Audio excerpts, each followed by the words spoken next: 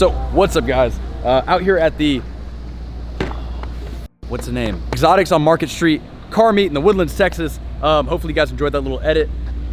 Also, check out the Fuel Force logos. These just came in, they're samples. Been kind of testing them out on my car, but I think these will be available sometime this month with a couple new shirts, maybe some hats and some keychains.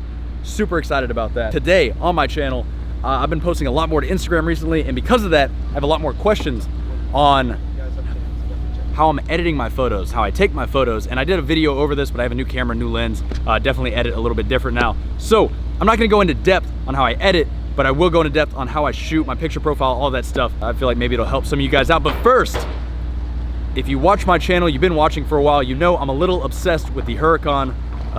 The problem is I'm 6'5", I don't really fit in at least the one I drove. So we're gonna swing by Lamborghini Houston and see if I can realistically make myself comfortable in a Huracan, maybe a Performante, maybe a Spider, to see if it's a feasible next car. I know I just got the E, I'm not selling it yet. This is future. I like to plan ahead.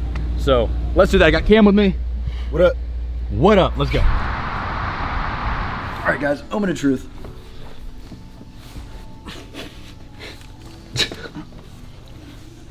Look, I can make myself fit. Am I gonna be comfortable on a daily basis? Probably not. But I don't drive further than like 15 miles at a time anyway. So, fuck it. How much clearance you got, bro? Not any. I can't move in here. You definitely fit in that thing. The rolls. Thing's a friggin' spaceship, dude. I have so many problems with rolls. I don't want to get into it, dude. I'm gonna piss everybody off. All right. Well, cool. That answers that. I'll be back in like 6 months. Guys, this one's out of my price category. This is a little too rich for my blood, unless you guys really want to start buying some Fuel Force merch. But the color, I'm a huge fan of like bright colors. If you're gonna buy a Lambo, you gotta go bright, obviously. Typically I tend to go like purple, green, like the really bright greenish yellow highlighter color. But what's the name of this? Blue Glauco? It's hard to say, but it looks fucking, it's like Tiffany blue almost. It is such a sick color. Honestly, probably my favorite color I've ever seen on a Lambo. If I could spec out a car right now, this is probably exactly what I would do. Even the inside of this thing is all matchy-matchy. So sick.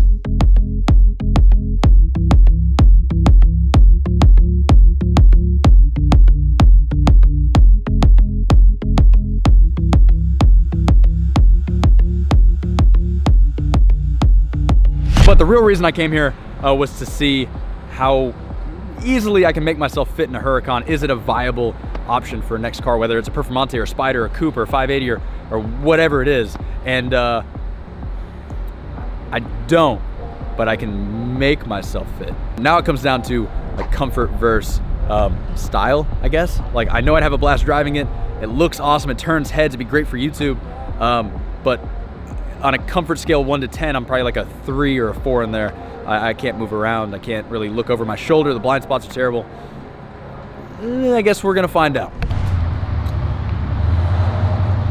That's not good.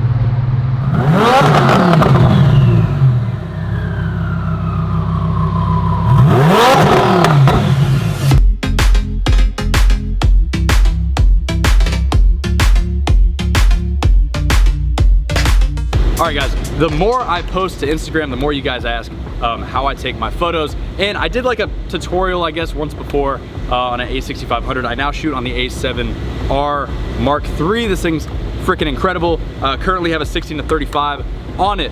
But editing is only half the battle. I used to say I'll do everything in post, and since then I've realized that at least with angling and certain techniques when shooting cars, there's definitely a lot more to it than just I'll do it in post. So I'm gonna walk you guys through a couple tips for myself. So I got Cam with me. You're a pretty big car photographer. He has an Instagram page of all the cars in Houston. Go check it out. I'll put it up here somewhere.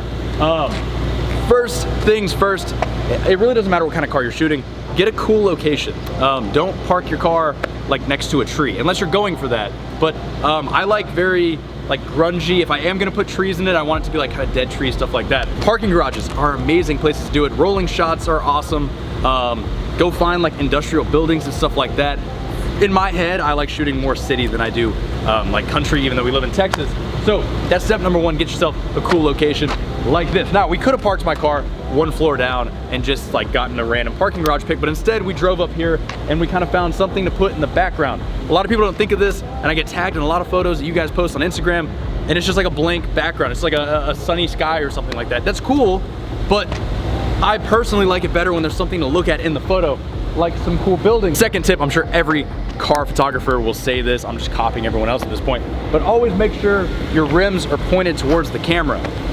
No one wants to see tires. Like, perfect example, this shot probably looks a hell of a lot better than this shot. There's no point in having your tires facing the camera, it just doesn't look good. So either keep your wheel straight on, or if you want to get an angle shot, turn your wheel to basically get your hubcap center with the front of the camera, like straight shot. So right now my wheels are turned that way, I'm shooting that direction. The next thing is like framing, right? So I could put the car right in the center and get really up close on it like this. To me, that's not as interesting as having maybe the arrows on the pavement, the background, the building in the back, all this stuff. So instead I'm gonna back it off, you know, maybe like 20 feet, get a little bit lower, and to me, that photo is a lot cooler than just getting right up on the car. And this is like, all these things apply. Whether you're shooting on a DSLR or an iPhone, it really doesn't matter. All these things are kind of universal. That's really about it. And then try to like come up with cool composition. So earlier I walked up on top of this little ramp behind me and got some really wide shots because that might look pretty cool. It's a different angle. Just try some different stuff out. Don't just snap like one photo in the same spot and then call it a day. I'd much rather have way too many photos than not enough. Now let's go into the settings in my camera. Not too surprising, I shoot everything in RAW. I definitely recommend you do the same. There's no reason to shoot in JPEG. If your camera shoots RAW, it kind of negates the whole like Canon's color is better than Sony's, better than Panasonic, blah, blah, blah. Shoot in RAW, you can define the colors later in Lightroom, do whatever the hell you want. Also, I shoot in a very high F. I used to shoot everything as fast as possible, meaning as shallow depth as possible. And then I realized that with cars and landscapes, it looks better higher. So I shoot in like F9, F10, hell F15 sometimes. 2.8 is cool for like portraits, but not always really cool for cars and landscapes and stuff like that. So those are kind of my tips and tricks. We're gonna shoot some more photos on this location. We're gonna go find some more. I'll put some on the screen, a little photo montage right now. And then later on, I'll just give you a quick couple tips in Lightroom and we'll go from there. Let's do this.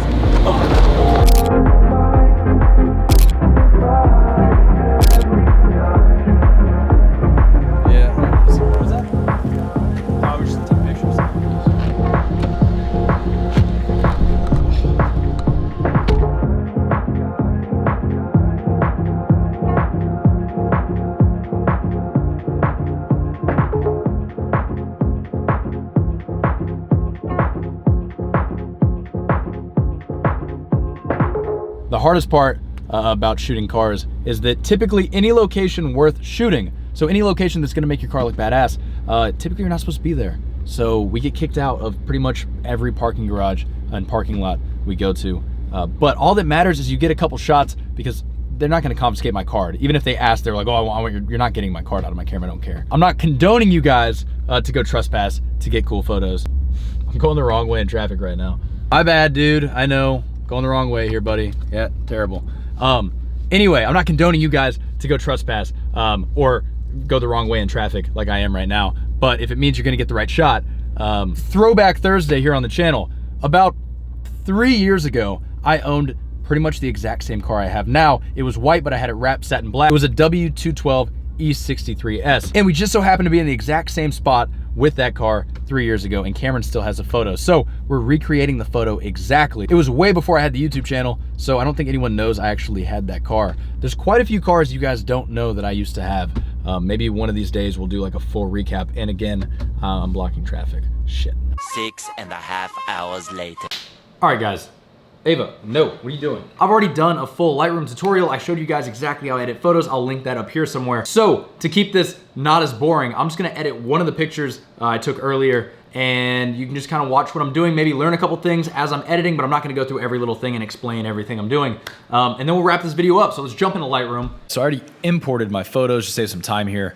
So the first thing I gotta figure out is which of these photos I wanna edit, and honestly, the one that I didn't even think I was gonna like is the one I'm probably gonna go with. So I'm gonna crop it 4x5 because just personal preference. Everything I've posted recently has been 4x5. Up the exposure just a little bit, bring out the shadows since my car is black, and drop down the blacks. Also, guys, I know a lot of you are gonna be like, oh, you don't shoot with a polarizer. What are you doing when you shoot cars? You gotta have a polarizer, an ND filter, and blah, blah. Typically, I agree, but being my car is a flat finish, even without a polarizer, there's really no reflection. So I'm gonna drop the vibrance and raise up the saturation a little bit, just give it like that desaturated look. So in my curve, I'm gonna make 3 points on the dark side of it, just because I really wanna mess with the way the car looks, and I'm also gonna kind of brighten up the highlights. And then HSL is where I spend most of my time really like tweaking the colors. This is what I meant earlier when I said you can adjust your own colors if you shoot raw. Basically all of these. Saturation, I'm gonna drop the yellows all the way out. Red for the taillights, I'm actually gonna bring up, just really make them pop. So I'm pretty much good with that right now. I'm gonna come back into the blues and maybe just go a little bit less teal with them. Now I'm gonna come in